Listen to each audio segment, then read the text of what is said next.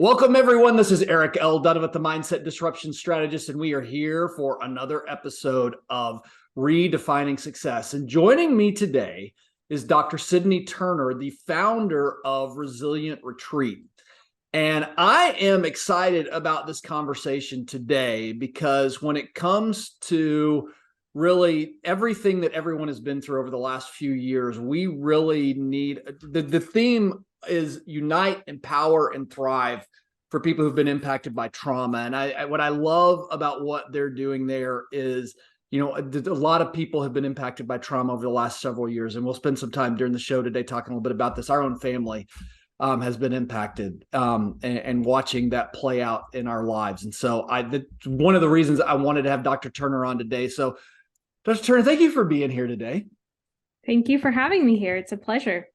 And so could you we're going to get time to talk about Resilient Retreats. We're going to get time to talk about you and kind of this journey, but just tell my audience a little bit about you outside of that, if you could.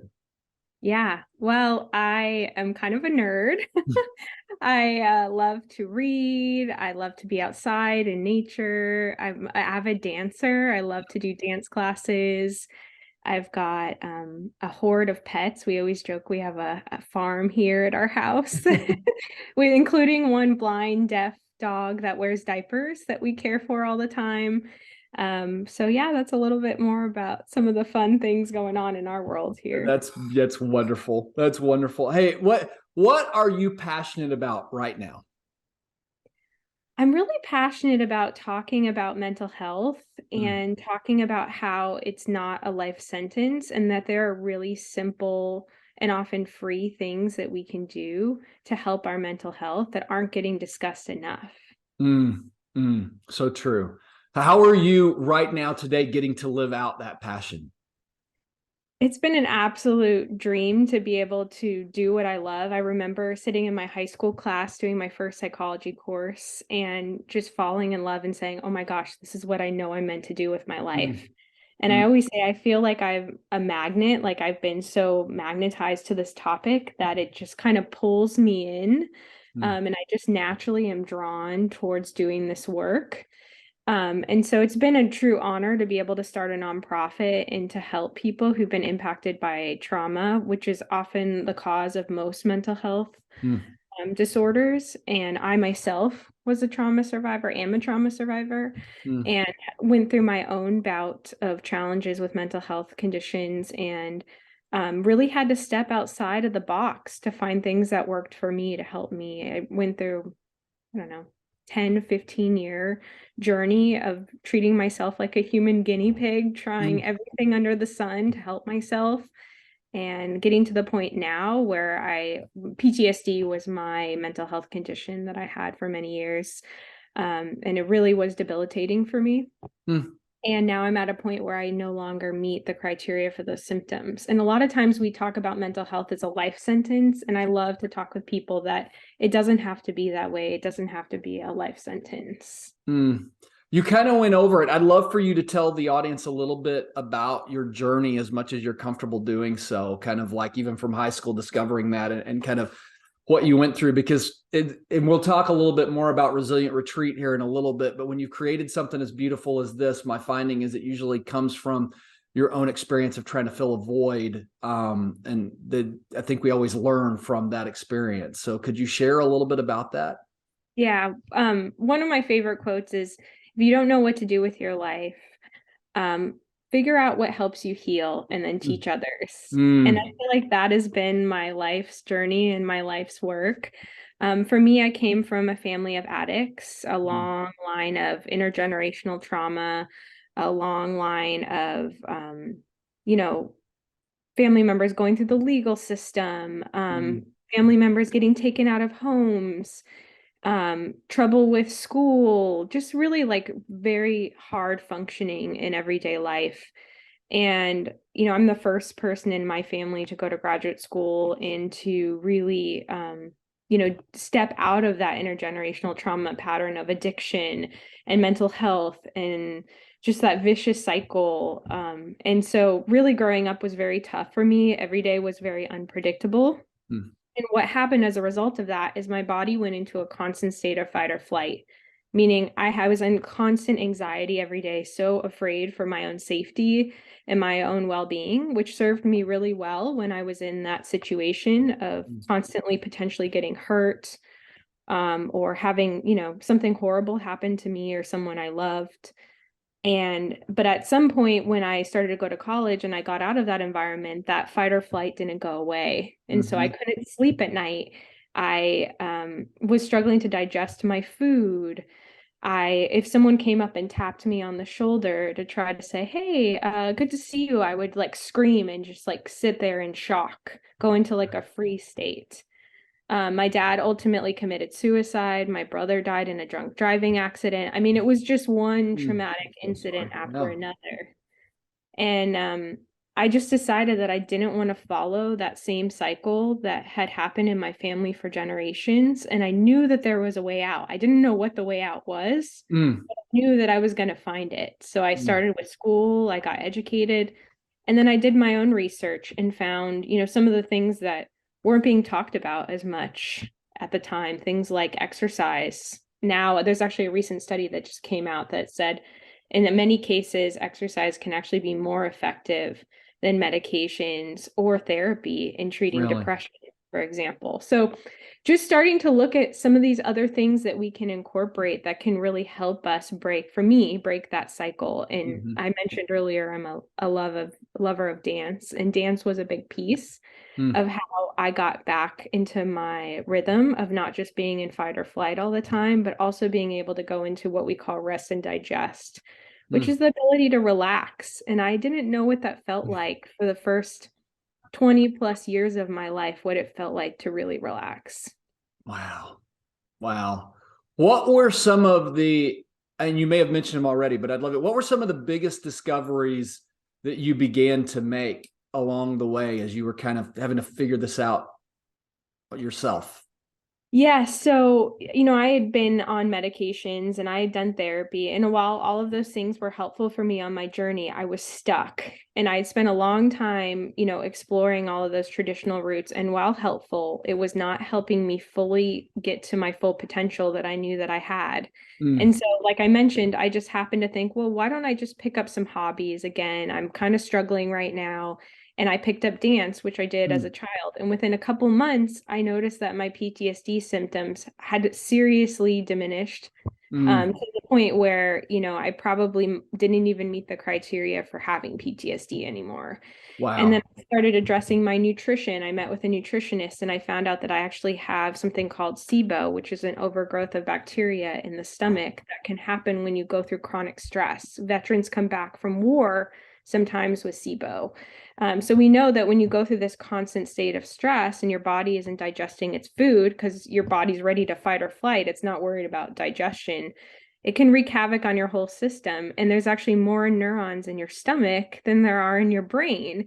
So gut health is heavily tied to mental health. And not many people were talking about that at that time. And so as I started to address my gut health issues, I also started having better mental health. And so all of these pieces, I started journaling and writing, which is also highly effective for helping people with mental health conditions. And I just started adding all these pieces in until I realized, I'm like, whoa, I've never felt like this before, where I feel like what I think it feels like to feel normal, because my baseline of normal was just elevated all the time. What about this journey? I mentioned this in the beginning, and so we have a member of our family who suffers COVID, and there were some other things that happened, just some trauma that kind of came out of that. But I feel like sometimes there's some stigma around feeling that, and it feels like when you went through this journey, you let go of the stigma in order to really pursue the health. What kind of did that require a mental shift? I mean, because I find that a lot of times that people will hold on to the stigma of the trauma, or hold on to, or they're afraid to tell anyone else, or don't want to really talk about it because of the stigma that comes with it. What was different about you that was in this healthy place of being actually able to pursue solutions? I don't remember where I learned this, but I think what really helped me shift is that the framework of emotions are not good or bad. They just are. They're cues for what's going on in our body. So when I felt anxious, that was my body's way of trying to protect me. then that takes the shame out of it, right? And when I feel angry, that's my body's way of telling me a boundary has been crossed, or I've been hurt by someone and it's telling me to protect myself. Or when I feel sad, it's telling me to slow down, time to rest, time to recharge, time to heal. And so I guess I started to look at my emotions instead of good or bad as just cues for what's going on in my body. Like a headache, if I'm outside all day, would tell me, hey, maybe I'm a little dehydrated. Using those as cues for my body, because we all have different emotions. And instead of looking them as good as bad or good or bad, they're just information our body is telling us about what's going on internally. Talk a little bit about the journey to Resilient Retreat. So, I mean, you're beginning to find some healing and some freedom for yourself. But what's maybe the gap of kind of having this vision for this nonprofit and the work that you're doing there today? Talk a little bit about that journey, if you could. Yeah, so I was working in academia, teaching and publishing research on trauma. And I was a little frustrated because as academics, we all sit around the table talking to each other, but often not to the people doing the boots on the ground. And the boots on the ground people who do the hard work every day are not reading the research because they're too busy working.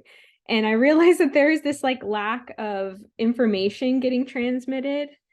So I said, you know what, I think I need to step away from academia and do the boots on the ground work myself. And I was doing some boots on the ground work on a volunteer basis, but I decided to kind of transition my career towards doing this full time and to really bringing in that research and evaluating things so we can show, okay, no, these things actually work. These actually move the needle for people empirically.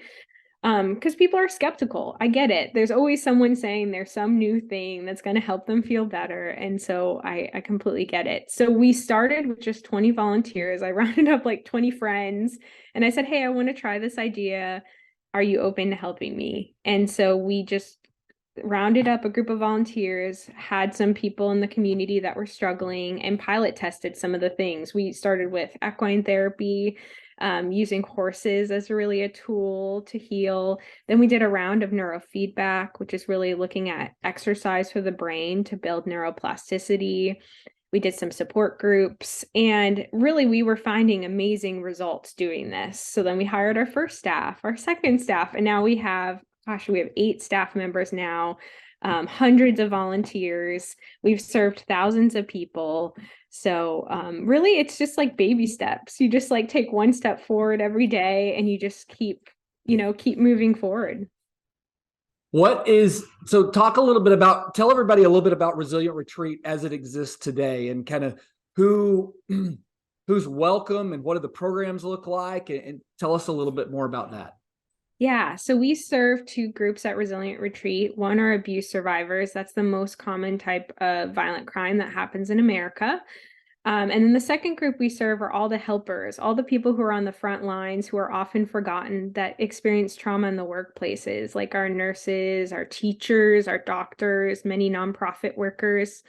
The work we do is hard, very rewarding, but can take a toll sometimes. And so those are the 2 groups we serve. We offer a variety of things that address the impact of trauma on the mind, body, and spirit, like neurofeedback, support groups, art and music, therapies, experiences outside in nature, incredibly healing and exciting, and many, many other options as well. Exercise classes, of course, because I talked about the benefits of exercise. And we've got 84 acres of conservation land out in Sarasota, Florida. Anyone around the country is welcome to come. All of our services are free and confidential, which is something that I felt very passionately about. As you talked about, Eric, there's so much stigma already with mental health. Let's not add another barrier of costs. So let's eliminate as many barriers as we can so people can get the help that they need. And we've got a retreat center where people can either come for overnight retreats and try these myriad of services, or they can come for day programs. We do a mix of in-person and virtual programs so people can participate from all over the country, wherever they are. How do most people find out about the work that you're doing? So say someone's in a place and they're like, this is something I need. How are most people right now finding out about that? Mostly through Google. I don't know how. We have like somehow pretty good Google Analytics, but yes, people tend to find us through Google or through word of mouth. If their friends have gotten help and they found help, so then they refer their friends, their family members. Without getting into too many details, because I don't want you to do that, but could you tell maybe a couple of just like some of your favorite stories of people who've come in and just kind of the freedom that they found through Resilient Retreat? Yeah, I have permission to share roughly a couple stories, like generally of some participants that we've had. One that stands out really at the top of my mind was one of our earliest participants, and she was struggling with homelessness, had been a nurse most of her career, and was dying of cancer, unfortunately. And her dying wish before she died was really wanting to heal her trauma. And she said, "Can you help me?" So we started with neurofeedback, then we did equine therapy, then she started jumping into all of our other support groups, art and music therapies, nature walks, all kinds of different things. And the good news is that she's no longer at risk of homelessness. She has a job now. Her cancer's in remission. It's just like an unbelievably remarkable story of what can happen when a community comes together to support each other during times of need.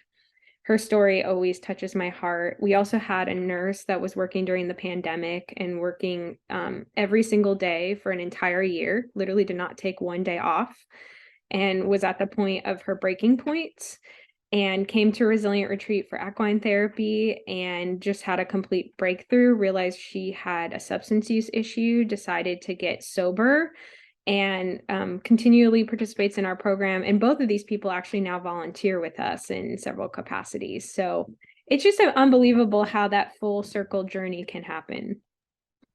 I'm going to imagine that you need financial support to run. If you're doing a free, if it's available for free, where has most of that come from? And then, I've got an audience here. I'd love for you to just talk a little bit if somebody really is feeling touched by this. Do you take outside financial support, and what does that look like? Yeah, most of our support actually comes from individual supporters. So yes, absolutely. If anyone's interested in supporting our mission so we can continue to serve more people, we would be so, so grateful. We also have some of our participants choose to give back. We have a grateful participant program, so we don't require it by any means, pressure it, but some people want to give back so that other people, they pass on that baton so someone else can have that opportunity for the future. We get a number of foundation and grant supports, and we also have a for-profit revenue side where we have that 84 acres of land that I mentioned. We rent out those spaces so that that can bring in additional revenue as well. So we try to diversify as many ways as possible so that we can ensure to continue providing the resources that we do. So. A lot of my guests on here are business owners, but as a founder of this group, I imagine along the ways there were some setbacks and some things that taught you some valuable lessons and kind of shaped who you've become today. Talk a little bit about some of the setbacks as you were growing Resilient Retreat and what you learned and how that's made you better today, Yeah. if you could. I think COVID was a huge setback. We were founded in 2018. And so, just a short couple years into starting, the world kind of stopped for a temporary amount of time and the need exploded. And so we were in this unique spot of being so new and needing to grow to support the needs in the community, but also do that in a way that didn't jeopardize health. We didn't know much about COVID then. And so we didn't know what the impacts were going to be. And most of our programs to date were on in person. And I had serious concerns about going to a virtual situation where if someone's suicidal, how do I intervene? How do I, like all of those kind of questions that would come up from going to a virtual platform. But we pivoted and we were bold and we tried new things. It's something I'm really proud about Resilient Retreat is we're not afraid to take calculated risks. And I think that that's critical. And because we do that, we're now able to serve people, not just throughout the United States, but all over the world. So what a gift that was, like at the time it was terrifying, but what a gift it was that we, pivoted and adjusted and didn't just sit there in paralysis, and tried to do the online programs. And, a lot of my fears that I've had, we found ways of mitigating those concerns and how to keep people safe. So that was a real challenge, but also a real blessing at the same time. Yeah, it definitely forced you to grow. Mhm. Yeah, that's powerful. As you look at maybe the next, I don't know how big you dream, 3, 5, 10 years, what are you looking forward to, and what do you see maybe as the next growth opportunity for Resilient Retreat? I think serving children and families is something I feel really passionately about, and really serving them together. Because oftentimes it's like children's services over here, adult services over here, and not addressing the interconnection that happens between them. And I think my life is a perfect example of how that can really go awry with my family dynamics I had growing up. So yeah, I think that addressing the family aspect is really important. And then also medical. Something I feel really, really passionately about is the connection between mental health and physical health. Our brains are connected to our bodies, and anything that impacts our mental health is obviously going to impact our physical health. But most people don't know trauma is linked to cancer, diabetes, heart disease, all of our autoimmune conditions are major health conditions. And so having that medical component, I feel like, is absolutely critical and isn't being discussed enough, and something that I'm really excited about for Resilient Retreat. That's exciting. That's exciting. Dr. Turner, is there anything that you did not get to talk about today that while we were together, you wanted to make sure you had a chance to share? I know for you, you talk a lot about values and having balance in life. And I just wanted to mention that in my journey along the way, and I know this is really important for you too, having that balance between your personal life and your work life is critical for you to be successful in the workplace. And I think that my personal journey has really taught me that. Like when I was not well personally, it was really hard for me to function in a professional setting at my full and my best. And so having those focus on time down for yourself, family, friends, having good support networks around you, all of those things are spirituality, if that's important for you. For me, it is. And all of those things are really important for you to live at your best. Yeah, it's a life out of balance. I mean, but that's kind of in one sense the definition of what trauma does, right? It sends you out of balance and makes you think that's normal. Mm-hmm. And Exactly. it's your body rejecting the fact that it's not normal to be out of balance. Did I That's say that exactly, well? I think that that's a really good synopsis. Yeah, I totally agree with that. I've never heard it described that way, but I think that makes complete You sense. just heard it now. Just here. Yes, yes. Are you sure you don't want to go into psychology? I am. It could be a second career for you. I get to do a little bit of psychology every day, but yeah, but that's powerful. That is powerful. What about if people want to get into contact with you? They want to know more about Resilient Retreat. They want to find out more about what's going on. What's the best way for them to do that? You're welcome to go to resilientretreat.org or add us on Facebook, Instagram. We'd love to connect with you, or call us. Our number is 941-343-0039. Fantastic. Fantastic. It's been so good getting to just kind of tell your story. I'm so thankful that you're out there doing what you're doing. One of my greatest mottos I talk about a lot, if it's not broke, break it. And I love how you've kind of broken the way that, trauma and mental health is done, because I think you're doing it the right way, and you're doing the right things. And I'm thankful for the way that you're helping other people out there. So thank you for being here today. Thank you for having me. It's been a real pleasure. Yeah. So Dr. Turner, we've reached the end of the show. My last question is always the same. So I'm going to ask you, because I can't wait to hear your answer. But in 3 generations, what do you hope your great grandchildren remember about you? I think I'd hope that they remembered that I cared. That's the most important thing to me. That's beautiful. Cared about them, cared about others, cared about making the world a better place. Just that I cared. That's beautiful. That's beautiful. Well, thank you so much again for being here. Everyone, go visit resilientretreat.org. I'm going to pressure you a little bit. I mean, they need support. So why wouldn't you just do something financial, or maybe you need to book a retreat? I mean, who knows? But it looks, just looking at the property, I haven't had a chance to be there, but I'm looking at pictures online right now. It looks incredibly beautiful. So But Dr. Turner, again, thank you for being here. We will be with you all again next time. Have a fantastic day. God bless you.